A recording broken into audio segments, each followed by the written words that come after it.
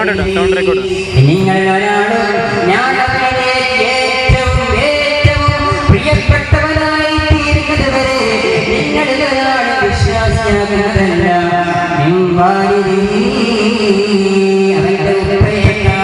അവന്റെ ഉപ്പയേക്കാൾ ഒന്നാമത് അല്ലാഹുവിന്റെ റസൂൽ പരമ സ്നേഹമാണ്. അവന്റെ ഉപ്പയേക്കാൾ ഒന്നാമത്തെ സ്നേഹം അവന്റെ സന്താനങ്ങളെക്കാൾ അവന്റെ മക്കളെക്കാൾ അവനോമനയോടുകൂടി അവന്റെ മക്കളെക്കാൾ അവനെ സ്നേഹിക്കുന്നത് വരെ അവന്റെ വിശ്വാസം പൂർണ്ണമല്ലെന്ന് മുഹമ്മദ് റസൂലുള്ളാഹി സ്വല്ലല്ലാഹു അലൈഹി വസല്ലം പഠിപ്പിക്കുകയാണ്. അതാണ് വാത്സല്യത്തിന്റെ സ്നേഹം. മൂന്നാമത്തെ സ്നേഹമാണ് സകല മനുഷ്യരെക്കാളും നിന്റെ സന്താനങ്ങളല്ല, നിന്റെ കൂട്ടുകാരല്ല, നിന്റെ കാമുകിയല്ല, നിന്റെ ഭാര്യസഖിയല്ല, നിന്റെ കൂട്ടുകാരിയല്ല, നിന്റെ സകലമായ ബന്ധങ്ങളെക്കാളും ഞാൻ നിന്നിലേക്ക് അടുത്തവനായി തീരുന്നത് വരെ നിന്റെ വിശ്വാസം പൂർണ്ണമല്ലെന്ന് ശഫീഉൽ മുഹമ്മദ് റസൂലുള്ളാഹ് അതാണ് സ്നേഹം. ഈ മൂന്ന് തരത്തിലുള്ളതെന്നല്ല സകലമായ സ്നേഹങ്ങളും നമ്മുടെ മനസ്സിന്റെ ശരീരത്തിലേക്ക് പറഞ്ഞേക്കുമ്പോഴേ നമ്മുടെ സ്നേഹം ഉണ്ടാകാറുള്ളൂ. അല്ലാഹു നമ്മളെ അനുഗ്രഹിക്കുമാറാകട്ടെ.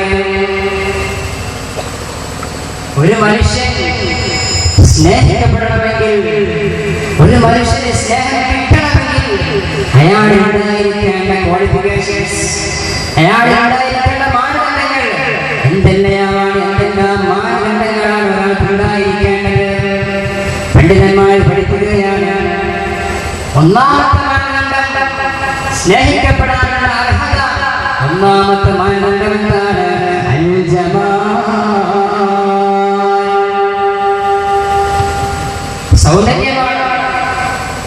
സൗന്ദര്യമാണ് ഒന്നാമത്തെ മാനദണ്ഡമെങ്കിൽ, സൗന്ദര്യമാണ് ഒന്നാമത്തെ മാനദണ്ഡമെങ്കിൽ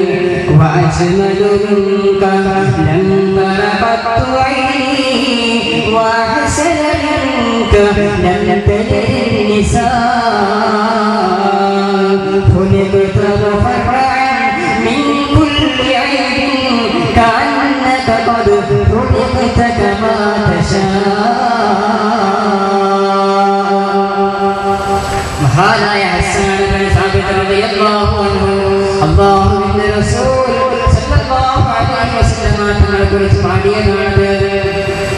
വഅജ്മലു മിൻക ലം തറബത്തു ഐനി. അല്ലാഹുവിന്റെ റസൂലേ, അങ്ങേക്കാൾ സുന്ദരമായ ഒരു കാര്യം, അങ്ങേക്കാൾ സുന്ദരമായ ഒരാളെയും അങ്ങേക്കാൾ സൗന്ദര്യമുള്ള ഒരു ഞാൻ എന്റെ കട്ടിൽ അനുഭവിച്ചിട്ടില്ല, ഞാൻ കണ്ടിട്ടില്ല പ്രവാചകരെ സല്ലല്ലാഹു അലൈഹി വസല്ലം. വഅഹ്സനു മിൻക ലം തലിദ് നിസാ. അങ്ങേക്കാൾ മൃഗാന്തിയുള്ള, അങ്ങേക്കാൾ ഉത്തമനായ ഒരുത്തനെ, അങ്ങേക്കാൾ സൗന്ദര്യമുള്ള, അങ്ങേക്കാൾ മേന്മയുള്ള, അങ്ങേക്കാൾ മഹത്വമുള്ള ഒരാള് ഒരു ഉമ്മയും പ്രസവിച്ചിട്ടില്ല പ്രവാചകരെ സല്ലല്ലാഹു അലൈഹി വസല്ലം. ഇത്രമേൽ സൗന്ദര്യമായിരുന്നു നബി സല്ലല്ലാഹു അലൈഹി വസല്ലം. അല്ലാഹുവിന്റെ റസൂലിന്റെ സ്വഹാബത്ത് പറയുകയാണ്, മാ റഅയ്നാ ശൈഅൻ അഹ്സന മിൻ വജ്ഹി റസൂലില്ലാഹ്. അല്ലാഹുവിന്റെ റസൂലിന്റെ മുഖത്തേക്കാൾ സൗന്ദര്യമുള്ള ഒന്നിനെ ഞങ്ങൾ ഈ ദുനിയാവിൽ കണ്ടിട്ടില്ലെന്ന് സ്വഹാബത്തുൽ കിറാം പറയുകയാണ്. അല്ലാഹുവിന്റെ റസൂൽ വല്ലാത്ത സൗന്ദര്യത്തിന്റെ ഉടമയായിരുന്നതാണ്. ഒന്നാമത്തെ മാനദണ്ഡം അതല്ലേ അൽജമാൽ, സൗന്ദര്യമാണെങ്കിൽ മദീനയുടെ രാജാവാണ്, മദീനയുടെ ഹബീബായ റസൂലുള്ളാഹി സ്വല്ലല്ലാഹു അലൈഹി വസല്ലം തങ്ങളാണ് സ്നേഹിക്കപ്പെടാൻ ലോകത്ത് ഒന്നാമതായി അർഹനായിരിക്കുന്നത്. രണ്ടാമത്തെ മാനദണ്ഡമാണ് അൽ കമാൽ.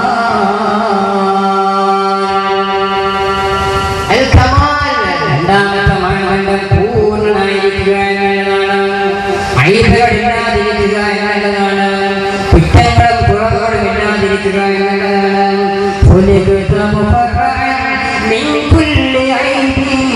എല്ലാ ന്യൂനതകളിൽ നിന്നും, എല്ലാ അപരാധങ്ങളിൽ നിന്നും, എല്ലാ കുറവുകളിൽ നിന്നും അല്ലാഹുവിന്റെ റസൂലേ അങ്ങ് മുക്തമാണ് നബിയേ സല്ലല്ലാഹു അലൈഹി വസല്ലം. കഅന്നക ഖദ് ഖുലിഖത കമാ തശാ. അങ്ങനെയാണോ പടക്കപ്പെടാൻ ആഗ്രഹിച്ചിരുന്നെങ്കിൽ അതുപോലെ അല്ലാഹു അങ്ങ് പടച്ചതുപോലെ ഉണ്ടല്ലോ നബിയേ എന്ന് മഹാനായ പറയുകയാണ്. ഒരു കുറ്റവും കുറവുമില്ലാത്ത പ്രവാചകൻ സല്ലല്ലാഹു അലൈഹി വസല്ലം. കാരണം അല്ലാഹുവിന്റെ റസൂൽ സല്ലല്ലാഹു അലൈഹി വസല്ലം തങ്ങൾ കുറവുകളുണ്ടായിരുന്നില്ല. കാരണം എന്താണ്? അല്ലാഹുവിന്റെ റസൂൽ ഏതോ ഒരു സുപ്രഭാതത്തിൽ ഇങ്ങനെ യാദൃശ്ചികമായി പിറന്നു വീണതല്ല. അല്ലാഹുവിന്റെ റസൂൽ യാദൃശ്ചികമായി ജന്മം കൊണ്ടതല്ല. യാദൃശ്ചികമായ ഒരു സുപ്രഭാതത്തിൽ ജനിച്ചു വീണതല്ല. സുബ്ഹാനല്ലദീ അത്ലഅ ഫീ ശഹരി റബീഇൽ അവ്വലി ഖമറ നബിയിൽ ഹുദാ വഅൗജദ നൂറഹു ഖബ്ല ഖൽഖിൽ ആലം വസമ്മാഹു മുഹമ്മദാ.